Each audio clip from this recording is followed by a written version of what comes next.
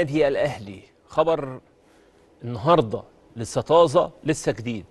كولر المدير الفني للنادي الأهلي أخذ قرار إن مفيش لعيب في النادي الأهلي هيتباع.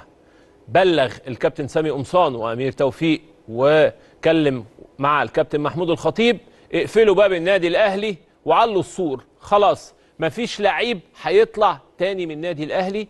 القايمة هي اللعيبة اللي موجودة، الثلاثة اللي انضموا هم اللي موجودين. داري خلاص خلص خلال ساعات هيعلن النادي الأهلي. الاثنين اللي انضموا قبل كده، ثم فاضل بن رمضان خلال أيام تحسم الصفقة.